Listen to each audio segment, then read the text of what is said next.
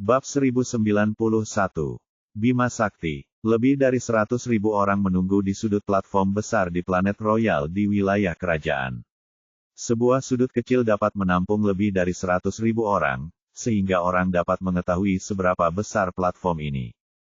Di sudut lain peron ini, segala jenis kapal dan pesawat mewah terparkir rapi. Setidaknya ada 10.000 di antaranya, dari kapal kecil bertanduk hitam yang dibuat khusus hingga kapal perang Bima Sakti yang besar dan segala jenis kapal besar. Segala macam hal berkumpul di sini. Semua pesawat dan kapal di sini memiliki satu kesamaan. Semuanya diukir dengan kata, Barlowe. Ini adalah kendaraan keluarga kerajaan-kerajaan Bima Sakti, keluarga Barlowe. Gemuruh. Iklan oleh Pub Future. Beberapa saat kemudian, sebuah kapal mewah yang diukir dengan tulisan, Barlowe, mendarat.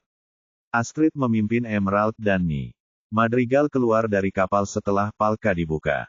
Kemudian, Atlas, kepala Balai Macan Putih, dan masih banyak lagi 100 anggota Balai Macan Putih keluar. Selamat datang kembali, Putri Astrid. Petik 2. Sebuah suara berteriak.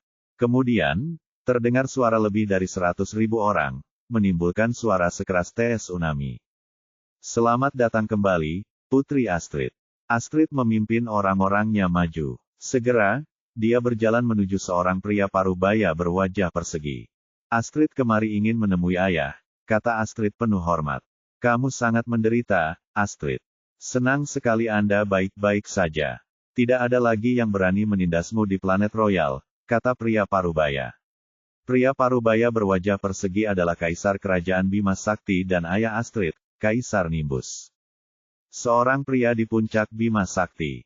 Apalagi dia adalah orang terkuat di Bima Sakti sejauh ini. Kekuatannya telah melampaui tahap infinity dan hampir berada di alam abadi. Jika dia maju satu langkah lagi, dia akan menjadi orang pertama di alam abadi di Bima Sakti. Iklan oleh Pub Future. Dia akan memiliki prestasi besar dan kemuliaan abadi. Namun, hal itu tidak mudah dilakukan.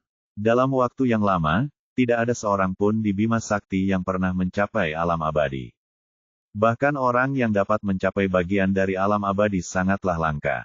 Nimbus termasuk yang terkuat di Bima Sakti selama bertahun-tahun. Dia juga memiliki potensi terbesar untuk mengambil langkah maju dan mencapai alam abadi. Lagi pula, usianya kurang dari 1000 tahun. Manakah dari Infinity Ranker di Bima Sakti yang usianya tidak lebih dari 1000 tahun? Dibandingkan mereka, Nimbus masih sangat muda. Begitu dia bisa memasuki alam abadi, Nimbus selamanya akan menjadi kaisar nomor 1 di Bima Sakti, mengumpulkan kekaguman dari generasi mendatang yang tak terhitung jumlahnya. Ayah, aku salah. Seharusnya aku tidak sengaja menyelinap keluar dan membuatmu khawatir, isak Astrid.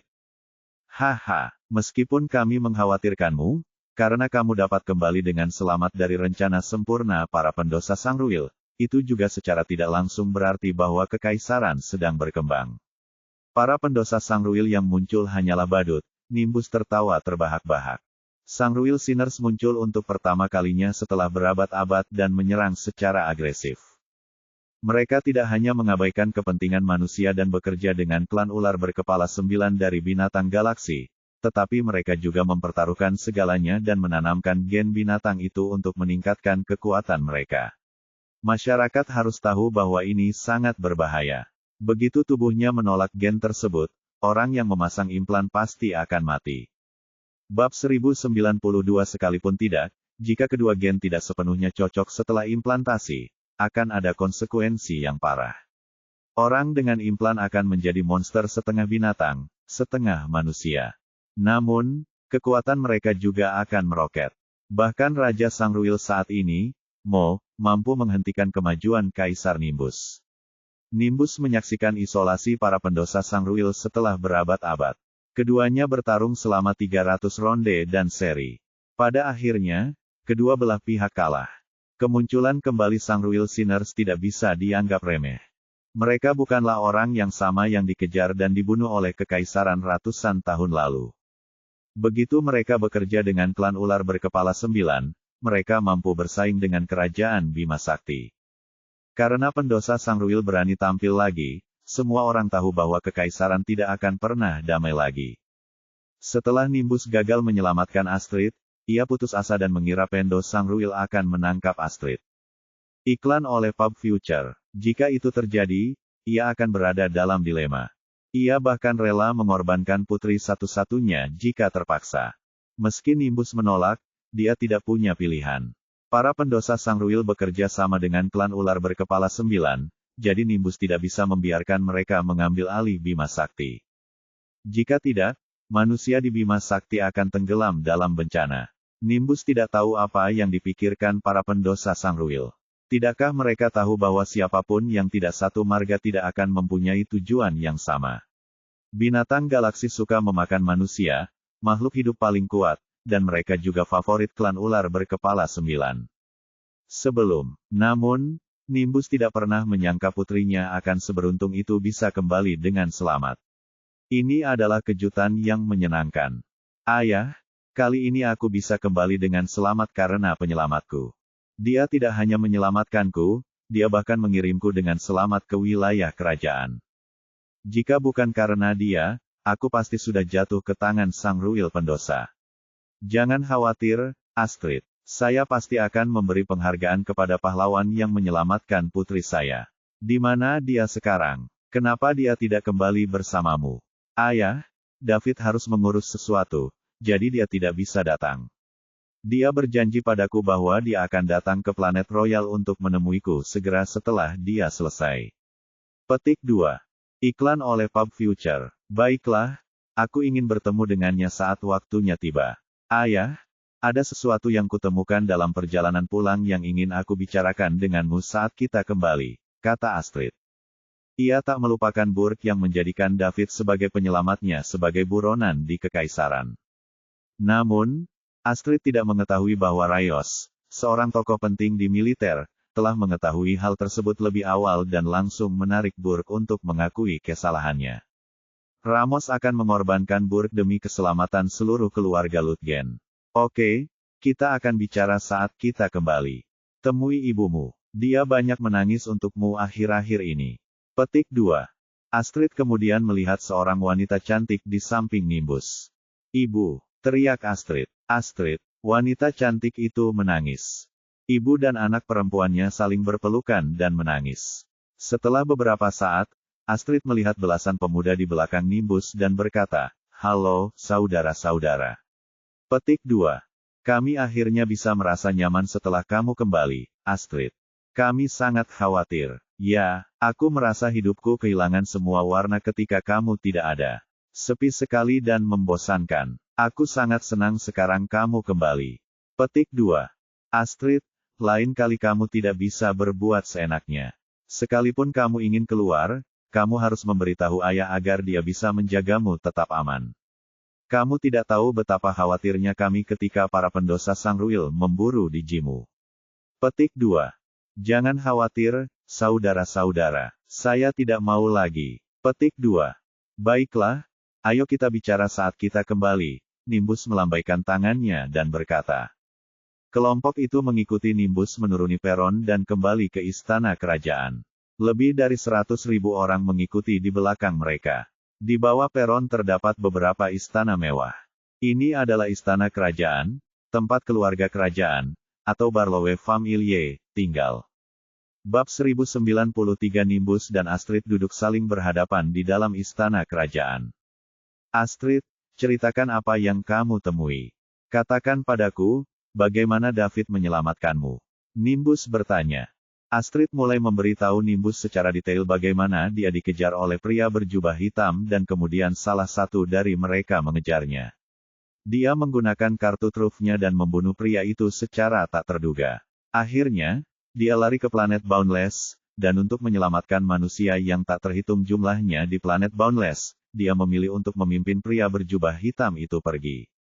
Akhirnya, David muncul entah dari mana untuk menyelamatkannya.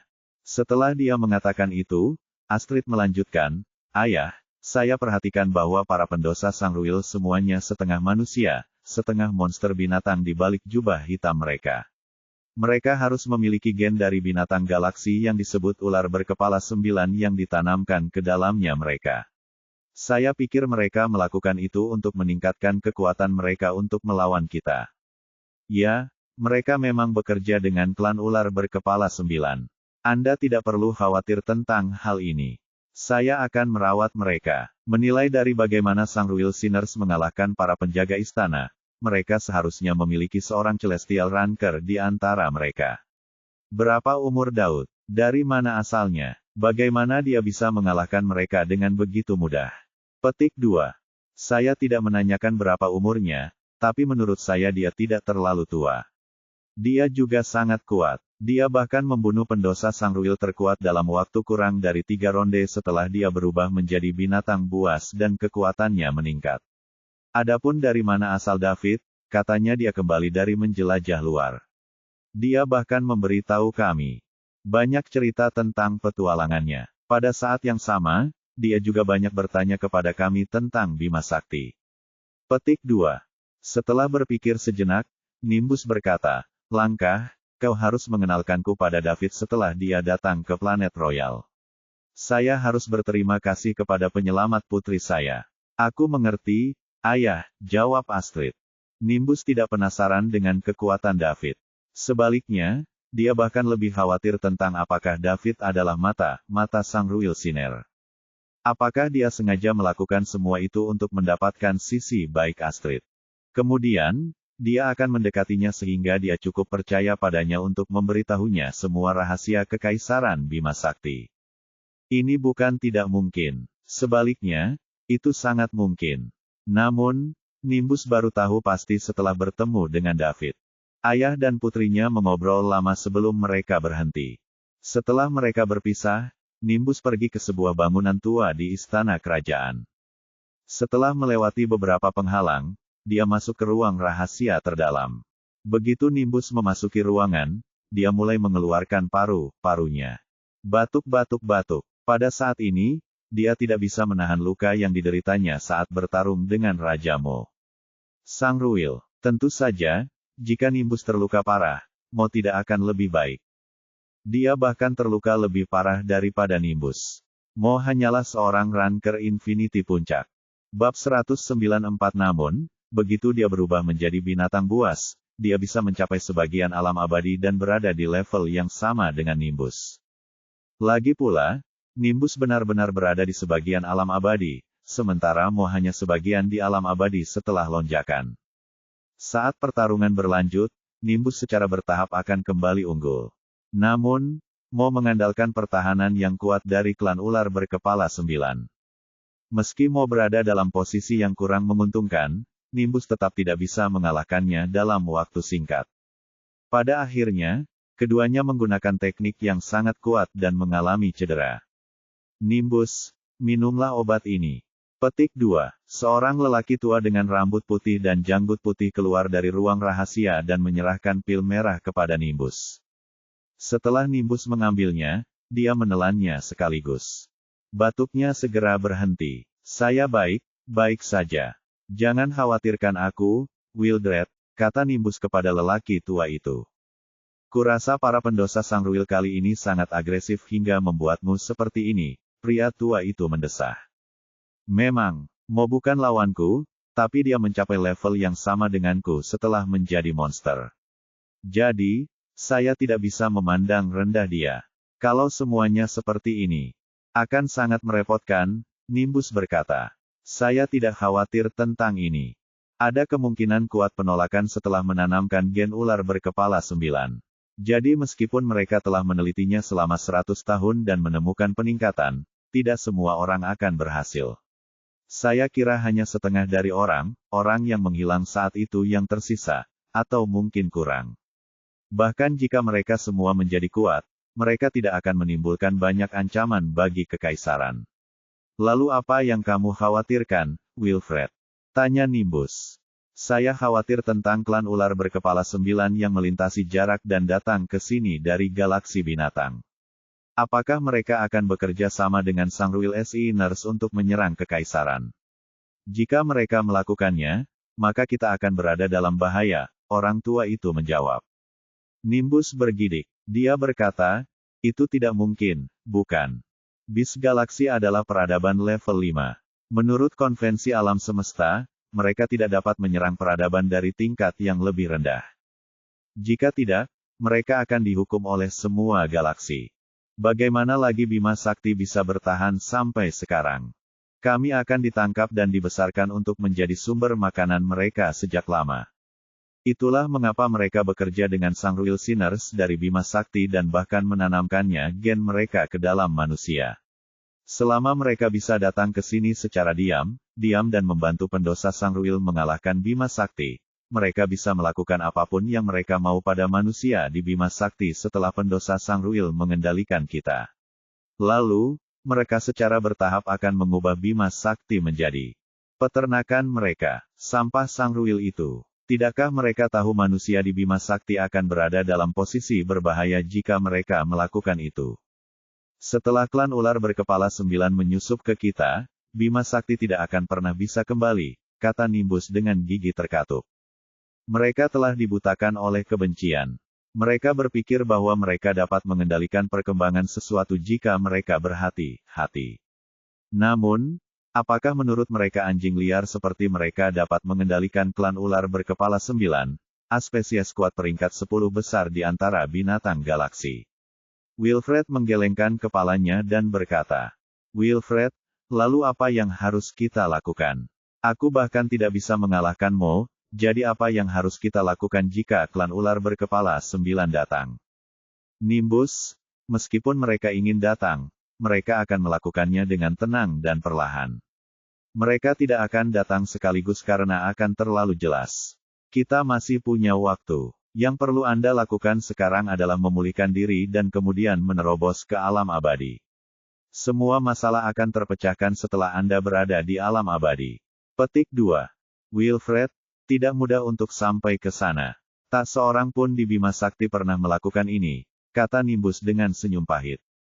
Saya tahu ini sulit. Namun, ini adalah satu-satunya cara. Juga, Anda akan menyelesaikan semua masalah Anda sekaligus. Selama Anda berada di alam abadi, kami akan dapat menangani apapun yang dilemparkan lawan kepada kami, dan kita bahkan bisa melawan. Jika tidak, kami hanya bisa berharap klan ular berkepala 9 tidak pernah berani datang ke sini. Petik 2. Aku mengerti, Wilfred. Saya akan mencoba yang terbaik. Bab 1095 dalam wawasan asing di sudut Bima Sakti. Ini adalah daerah terpencil di Bima Sakti. Jika seseorang bergerak maju, mereka akan mencapai zona ketiadaan yang legendaris begitu mereka meninggalkan Bima Sakti. Tidak ada kehidupan, tidak ada cahaya, dan tidak ada yang lain. Hanya ada badai luar angkasa dan retakan luar angkasa yang tak terhitung banyaknya. Begitu manusia mencapai zona ketiadaan, mereka akan merasakan keenam indera yang mereka ambil dari mereka. Mereka tidak akan merasakan apa-apa.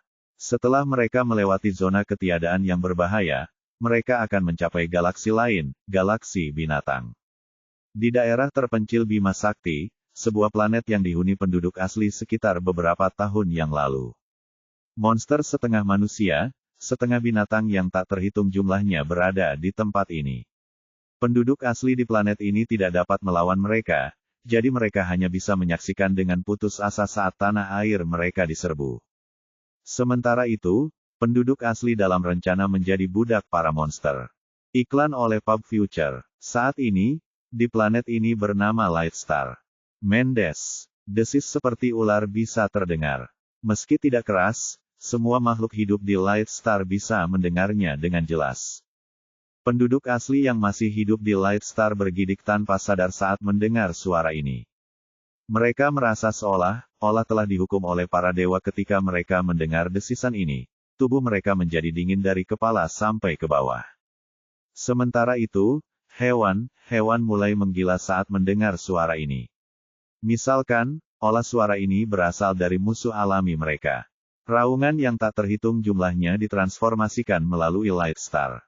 Iklan oleh Pub Future. Di dalam sebuah ruangan rahasia, Raja Mo dari Sangruil dirawat oleh seorang pria berpenampilan aneh. Meskipun pria ini kurus, kepalanya terlalu besar dan tidak proporsional dengan tubuhnya. Dia terlihat sangat berbeda dari manusia pada umumnya, seperti boneka berukuran besar yang belum sepenuhnya berkembang. Tidak hanya itu, ia juga memiliki pupil berbentuk celah vertikal. Seseorang akan ketakutan ketika mereka melihatnya.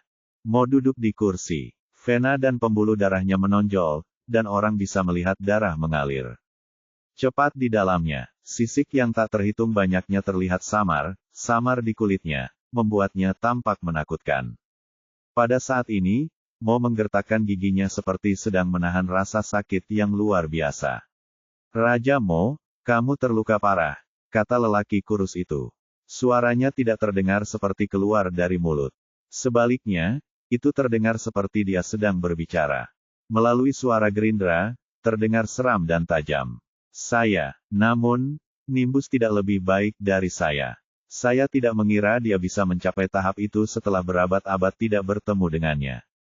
Saya pikir saya bisa mengalahkan keluarga Barlowe dengan luar biasa mudahnya. Kali ini saya kembali dan kemudian mengambil alih Bima Sakti. Siapa yang mengharapkan kecelakaan seperti ini terjadi? Jika tubuh saya tidak setuju dengan gen Anda dan dengan sempurna beralih ke mode binatang, secara drastis meningkatkan pertarungan dan perlindungan saya mungkin sudah mati, kata Mo sambil menahan rasa sakit. Mo merasa kaget saat mengingat pertarungannya dengan Nimbus belum lama ini.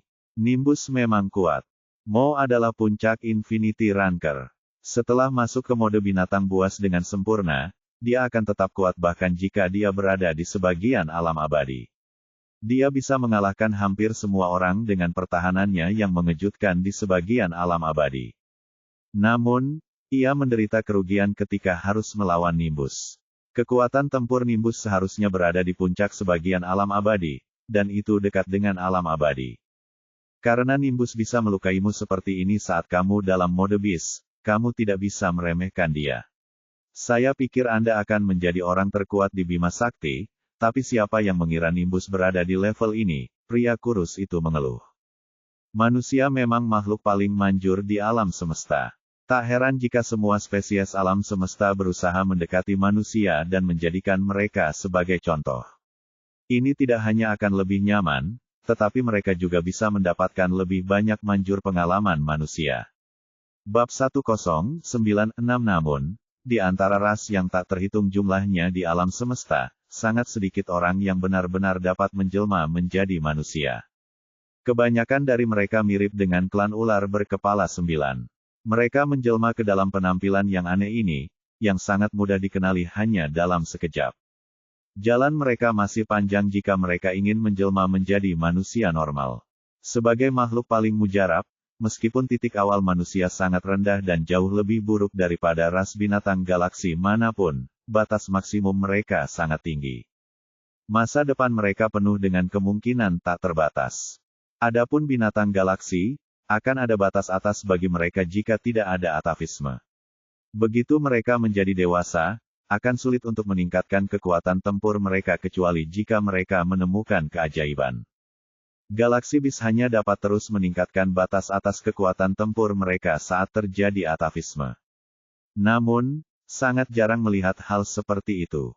Setiap kali ini terjadi, mereka akan segera menjadi anggota keluarga kerajaan dari semua ras dan dikagumi oleh semua orang. Nimbus memang musuh bebuyutanku. Usianya kurang dari 1000 tahun, telah mencapai puncak sebagian alam abadi, dan hanya selangkah lagi dari alam abadi.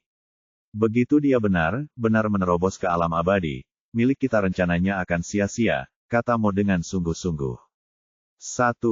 Raja Mo, yakinlah, meskipun Nimbus sekarang berada di puncak sebagian alam abadi, tidak mudah untuk menerobos ke alam abadi yang sebenarnya. Dia bahkan mungkin tidak melihat kesempatan dalam hidupnya. Namun, bahkan jika Nimbus tidak bisa menembus Eternal Realm, kekuatannya saat ini sudah menjadi ancaman besar bagi kita. Kita harus menemukan cara untuk menyingkirkannya sebelum kita dapat melanjutkan rencana kita, kata lelaki kurus itu sambil tersenyum. Mo melirik ular berkepala 9 dan tidak bertanya mengapa dia yakin Nimbus tidak dapat menerobos dalam waktu singkat. Dia tahu pria itu pasti tahu sesuatu tetapi tidak memberitahunya. Oleh karena itu, tidak ada gunanya bahkan jika Mo memintanya. Jadi dia memutuskan untuk tidak melakukannya. Mo menutup matanya dan melanjutkan untuk mengakhiri rasa sakit yang hebat di tubuhnya. Nimbus melukainya dengan parah. Jika dia mengambil waktu untuk memulihkan diri, dia hanya akan sembuh dalam beberapa tahun. Namun, Mo tidak bisa menunggu terlalu lama. Oleh karena itu, dia memilih untuk memanfaatkan gen penyembuh kuat klan ular berkepala 9 untuk menyembuhkan dirinya sendiri. Tubuhnya 99,99% cocok dengan gen klan ular berkepala 9, dan sangat mendekati 100%. Orang harus tahu bahwa di antara dua ras, kemungkinan situasi seperti itu adalah 1 dalam A miliar, dan tidak semua orang bisa mencapainya. Proses perawatan ini akan sangat menyiksa. Lagi pula, tidak semua orang bisa mengatasi perpaduan gen kedua ras tersebut. Ditambah lagi, Mo harus terus memantau perubahan di tubuhnya. Sesampai di sana kecelakaan, dia harus mengambil tindakan pencegahan. Dia tidak bisa pingsan bahkan jika dia kesakitan. Jika tidak, semua usahanya sebelumnya akan sia-sia, dan tidak diketahui apakah dia bisa bangun lagi. Bab 1097. Beberapa hari kemudian, Mo kembali mengeluarkan raungan mengerikan. Cederanya hampir sembuh. Seperti yang diharapkan dari Galaxy Beast, pertahanan mereka sangat mengesankan, dan kemampuan penyembuhan mereka sangat kuat. Bagaimana perasaanmu? Tanya lelaki kurus berwujud ular berkepala 9 itu. Sangat bagus. Yunnain, Headed Serpent memang makhluk yang sangat kuat. Kemampuan penyembuhan ini benar-benar menakutkan. Saya pikir saya hampir sembuh sekarang. Jika Nimbus ada di depanku sekarang, dan luka seriusnya belum sembuh, aku mungkin jangan kalah darinya. Mau berdiri dan menggerakkan tubuhnya sambil mengatakan itu. Tentu saja. Klan ular berkepala 9 adalah ras paling kuat ke-9 di antara binatang buas galaksi, dan kemampuan penyembuhan kami tidak sebanding dengan manusia Anda, kata lelaki kurus itu sambil tersenyum. Memang, tetapi meskipun kita manusia tidak sebaik binatang galaksi dalam segala aspek, dan kita bahkan memiliki celah yang sangat besar, kita manusia mewakili kemungkinan tak terbatas, yang juga tidak ada bandingannya dengan binatang buas galaksi Anda, jawab Mo. Tentu saja ini menjadi dasar kerja sama kita. Kita semua memiliki kekuatan kita sendiri. Anda menginginkan tubuh yang kuat dari klan ular berkepala 9, dan kami menginginkan potensi tak terbatas dari Anda manusia. Petik 2. Moe tidak mau melanjutkan topik itu. Dia telah melawan kehendak umat manusia dengan bekerja dengan klan ular berkepala 9. Begitu kabar ini keluar, dia akan menjadi pengkhianat bagi umat manusia dan akan ditolak oleh semua manusia di galaksi. Namun, dia sedang menjalankan misi untuk menggulingkan kekaisaran Bima Sakti dan menghidupkan kembali Sangruil. Sebagai mantan anggota keluarga kerajaan Sangruil, Mo tak punya pilihan. Setelah melihat tidak ada harapan untuk membalas dendam, dia memilih untuk mengambil semua Sangruilian yang masih hidup dan berkelana melintasi kehampaan untuk pergi ke galaksi binatang untuk mencari pasangan. Pada kenyataannya, orang-orang yang ingin bekerja sama dengan Mo bukanlah klan ular berkepala 9 karena mereka adalah entitas terkenal yang terdaftar dalam sejarah manusia di galaksi Bima Sakti. Akibatnya, saat dia melangkah ke bis galaksi, dia tiba-tiba di wilayah klan ular berkepala 9 dan bertemu dengan klan ular berkepala 9. Pada akhirnya, mereka memilih untuk bekerja sama karena tidak ada pilihan yang lebih baik.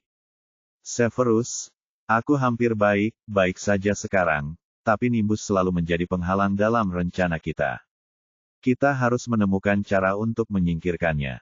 Awalnya, saya membuat 2 persiapan. Pertama, saya mengirim seseorang untuk menculik satunya putri dan kemudian pergi mencegatnya untuk menguji kekuatannya. Jika aku bisa membunuhnya, aku akan melakukannya. Jika saya tidak bisa, saya akan menggunakan putrinya untuk memancingnya, dan kemudian kami akan bergabung untuk membunuhnya. Halur, bukan saja aku terluka parah olehnya, tapi rencana untuk menculik putrinya sepertinya juga gagal. Apa yang harus kita lakukan sekarang? Tanya Mo, mengganti topik. Memang rumit jika Nimbus begitu kuat. Karena ada kecelakaan dengan rencananya, mari kita diskusikan lagi dan lihat apakah ada cara untuk menyimpannya. Jika tidak ada yang berhasil, saya harus kembali dan melapor ke klan dengan jujur, jawab ular berkepala 9 bernama Severus. Aku sudah memberitahumu sebelumnya bahwa klan ular berkepala 9 seharusnya mengirimkan kekuatan yang cukup untuk secara langsung menghancurkan Nimbus dan memusnahkan seluruh keluarga Barlowe sehingga aku dapat langsung mengambil alih kekaisaran Bima Sakti. Bukankah lebih nyaman seperti itu? Mengapa berlari bolak-balik seperti ini? Bukankah itu buang waktu? Kata Moe, merasa sedikit tidak senang. Raja Mo, semuanya tidak sesederhana yang kau pikirkan. Klan ular berkepala 9 telah melintasi galaksi untuk membantumu, jadi kami telah melanggar konvensi semesta. Begitu ditemukan, seluruh suku kita akan dihukum. Ini tidak lelucon. Petik 2. Apakah kamu tidak takut sekarang karena kamu kembali untuk meminta bantuan dan mendapatkan lebih banyak tenaga kerja? Hasilnya akan tetap sama. Buang waktu saja, cibirmu. Kami akan datang dengan rencana yang tepat setelah berdiskusi dengan klan. Tapi, Raja Mo, yakinlah. Karena kami memilih untuk bekerja sama dengan Anda, kami tidak akan menyerah di tengah jalan dan akan membantu Anda mengendalikan seluruh galaksi. Saya harap Anda menepati janji Anda saat itu, kata Severus. Selama Anda membantu saya pulih dengan sukses, saya secara alami akan mematuhi apa yang saya katakan. Itu yang terbaik. Sementara pendosa Sangruil dan 9, klan ular berkepala sedang mendiskusikan cara menangani Nimbus. Di Blue Star di Royal Region, David sibuk bertukar berbagai barang tak dikenal yang ditemukan di reruntuhan dengan para pemburu bayaran yang datang. Awalnya, David ingin membeli langsung barang tersebut dengan harga tinggi. Item ini adalah item yang tidak diketahui dengan no harga diketahui, jadi dia akan memutuskan harga. Namun, David menemukan masalah dalam prosesnya. Sistem menentukan bahwa dia tidak dapat menyebutkan harga secara sewenang-wenang. Meskipun David dan para pemburu bayaran ini tidak mengetahui harganya, sistem mengetahuinya. Jika David ingin membeli barang yang tidak diketahui nilai, sistem akan memberikan harga yang sesuai, dan hanya akan mengenali harga ini. Misalnya, sistem memberi nama 100 juta untuk sebuah item. Bahkan jika David menawarkan untuk membelinya dengan 1 miliar, sistem hanya menyetujui 100 juta. Makanya, David hanya mendapat 1 poin boros, 900 juta ion lainnya tidak akan memberi David poin mewah, jadi dia membelanjakan uang itu sia-sia. Bab 1098 ini kemudian menyebabkan situasi yang David telah bekerja keras selama 2 hari untuk membeli barang yang tak terhitung jumlahnya dari para pemburu hadiah, tetapi dia hanya menghabiskan beberapa miliar dan mendapat lusinan poin mewah. Dia senang karena dia pikir dia bisa menerobos cepat ke Infinity Rank. Namun, kenyataan menamparkan wajah David dan membuatnya merasa tak berdaya. Meski begitu, dia bisa memahami ini. Jika sistem tidak membatasi dia, David akan membeli barang yang tidak diketahui untuk triliunan atau bahkan puluhan triliunan. Saat itu, akan terlalu mudah baginya untuk mendapatkan poin mewah, dan segera, dia tidak akan terkalahkan di alam semesta. Setelah bekerja keras seharian, David berbaring di tempat tidur dengan sedih. Dia membeli lebih dari ribuan barang tak dikenal dalam 2 hari dan hanya mendapat puluhan poin mewah. Itu untuk OL Itel. Akan sulit baginya untuk mendapatkan lusinan poin mewah jika bukan karena beberapa barang langka. Sistem harga lebih dari 80% dari item di puluhan atau ratusan dolar galaksi. Bahkan ada beberapa yang hanya beberapa dolar galaksi. David ingin melemparkan barang itu ke muka sistem. Ini sangat tidak tertahankan. Bisakah sistem membodohi saya seperti ini? Baik, saya hanya akan membeli kamar dagang. Lagi pula saya tidak bisa menghabiskan banyak uang untuk barang ini. Aku tidak bisa membuat poin mewah. Saya hanya bisa meminta Mia untuk fokus membeli kamar dagang, jika tidak, saya tidak tahu kapan saya bisa meningkatkan. Pikir David tak berdaya. Keesokan harinya, David menyuruh para pemburu bayaran untuk kembali dan berhenti membawa barang-barang. Dia tidak membutuhkan mereka lagi. Pada akhirnya, sebagian besar dari mereka pergi, hanya menyisakan sebagian dari mereka yang enggan pergi. Mereka ingin menyerahkan barang mereka kepada David, jadi David hanya bisa menerimanya. Untungnya, ada lebih sedikit orang hari ini, jadi dia harus melakukannya mampu untuk semuanya sebelum hari berakhir. Setengah hari berlalu, dan dia masih belum menemukan sesuatu yang berguna. Selanjutnya, David memanggil tanpa daya. Kali ini, orang yang datang adalah seorang pria parubaya. "Berikan di sini," kata David. "Ya, Tuan David." Petik 2. Pria parubaya itu menyerahkan sebuah batu yang tampak aneh kepada David setelah dia mengatakan itu. David mengambilnya dan melihat bahwa itu cukup berat. Namun, dia tidak melihat dengan benar sebelum dia melemparkannya ke satu sisi. Kemudian, dia melirik ke sistem untuk menyebutkan harga pria itu sehingga dia bisa mengambil uang itu dan pergi. Namun, ketika dia melihat sistemnya, apa? David mengira dia melihat sesuatu. Dia menggosok matanya dan melihat lebih dekat. Tiba-tiba, dia berteriak dengan gembira. Bab 109, David tidak dapat mempercayai matanya ketika dia melihat harga yang diberikan oleh panel sistem. Ada berapa angka 0? Petik 1. Dia menghitung dengan hati-hati. 1, 10, 100, 1000, 10.000. 8T, triliun. Petik 1. David menatap tercengang pada data yang diberikan oleh sistem. Sebanyak 8 triliun dolar galaksi. Setelah kesepakatan selesai, dia akan mendapat 80.000 poin mewah. Dia tidak hanya dapat menembus sebagian peringkat Infinity, tetapi dia juga bisa bahkan melangkah lebih jauh dan meningkatkan kekuatan tubuh dan pikirannya ke level 10 Infinity. Dengan batas ganda tingkat Infinity, kekuatan tempur David akan melampaui peringkat Infinity puncak dan mencapai tingkat lain. Adapun level apa itu, David masih belum tahu. Itu pasti kekuatan tertinggi di Bima Sakti. Lagi pula, raksasa Bima Sakti hanya berada di peringkat tak terhingga. Saat itu, siapa yang berani mengincar bumi? Dia bisa menghancurkan keluarga seperti Tufin atau keluarga Kalisto sesuka hati. David menatap sistem itu. Matanya berbinar, dan seluruh tubuhnya gemetar karena kegirangan.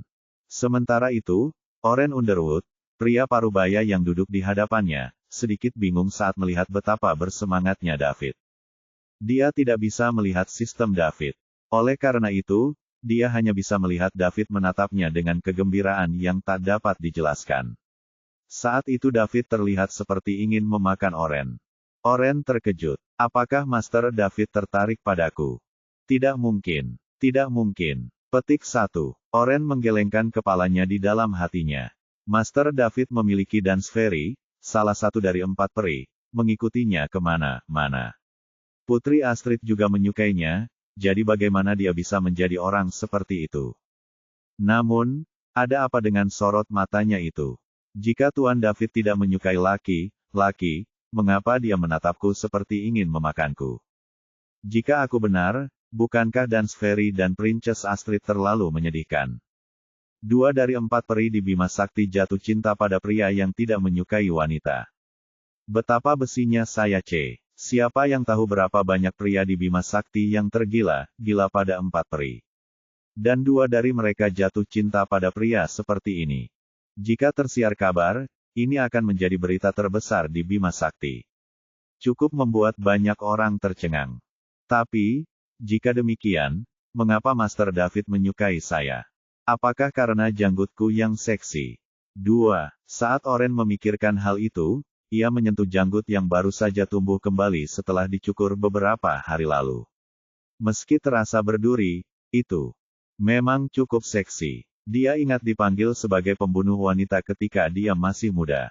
Begitu banyak wanita muda jatuh cinta padanya. Namun, dia tidak repot untuk melihat mereka. Dia pikir wanita ini terlalu dangkal. Sayangnya, dia mengalami pembalikan keberuntungan dan terpaksa melakukannya mencari nafkah dengan menjadi pemburu hadiah. Wanita yang dia cintai semuanya meninggalkannya. Ketika dia memikirkan hal ini, dia merasakan sakit di hatinya. Dia tidak berpikir bahwa dia akan menjadi pembunuh pria sekarang setelah dia lebih tua.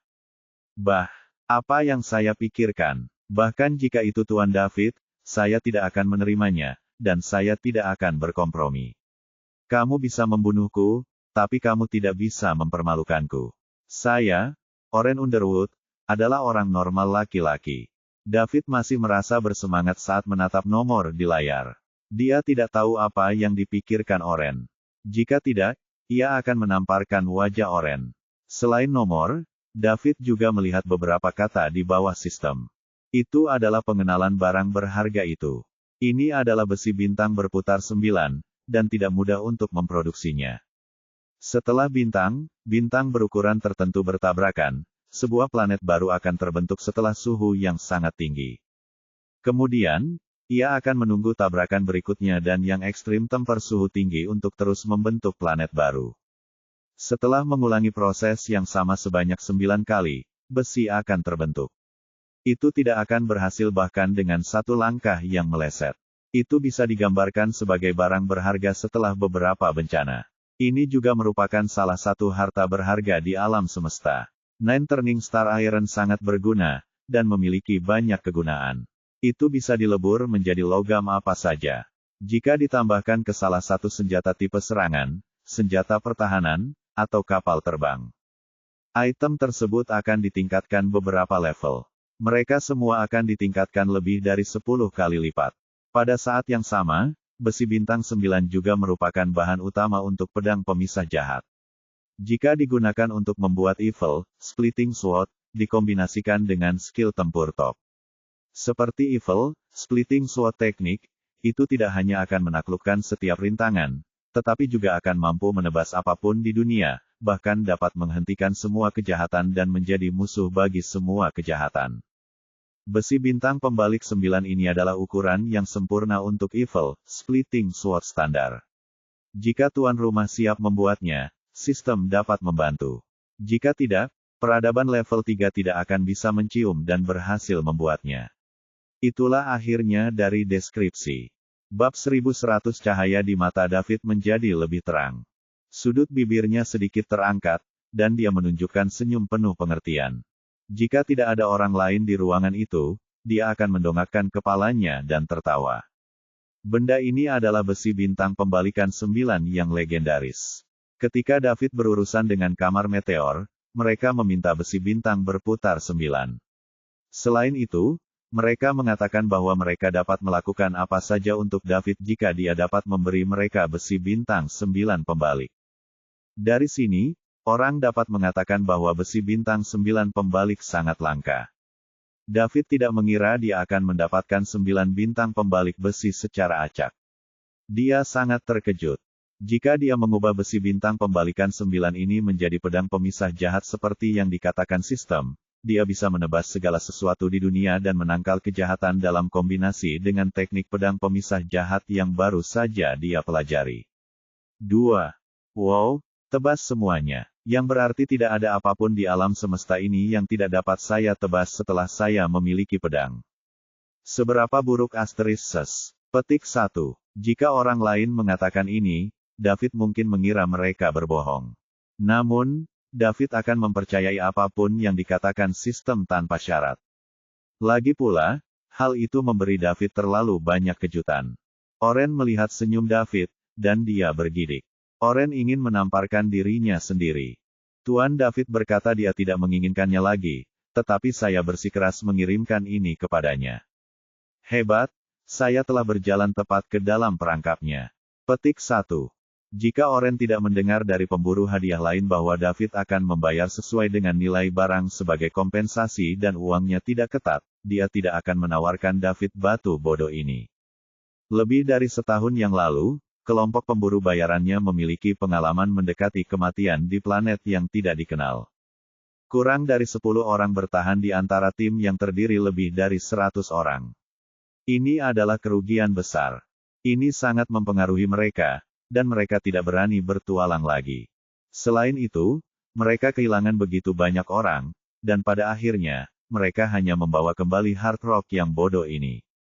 Mereka mengira ini mungkin biji yang berharga, dan mereka dapat menjualnya sehingga mereka dapat mengirim uang itu kepada anggota keluarga dari rekan satu tim mereka yang telah meninggal. Setidaknya, mereka pikir itu bisa meringankan beban mereka yang memiliki anak dan membesarkan anak rekan mereka yang telah meninggal. Pada akhirnya, tidak ada yang tahu apa ini bahkan setelah mereka membawanya untuk berbagai penilaian. Hanya satu orang yang mau membelinya untuk penelitian. Namun, Oren menolak menjual karena harganya terlalu murah. Lagi pula, dia punya Tedia sebagai ganti nyawa hampir 100 rekan satu timnya. Harga yang disebutkan pembeli hampir tidak cukup untuk dibagi di antara para janda. Apalagi membiarkan mereka hidup tanpa khawatir. Bahkan tidak cukup untuk membeli pakaian yang pantas untuk keluarga. Oren akhirnya menyimpan batu itu. Dia masih memiliki harapan jika dia menyimpannya. Begitu dia menjualnya dengan harga murah, semua harapannya akan hancur. Selain itu, Oren mengira ini akan lebih berharga karena dia mengambilnya dari tempat yang berbahaya. Itu pasti karena orang itu tidak cukup berpengetahuan. Namun, seorang anak dari salah satu rekan timnya baru-baru ini jatuh sakit parah. Kalaupun tidak terminal, anak itu membutuhkan banyak uang untuk berobat. Plus, mereka tidak melakukan misi atau petualangan apapun dalam setahun terakhir.